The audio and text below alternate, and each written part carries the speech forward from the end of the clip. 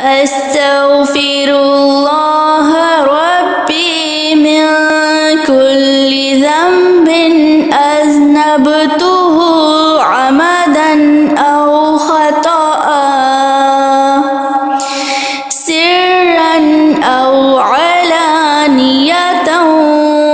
وأتوب إليه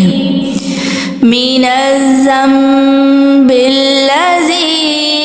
أعلم ومن الذنب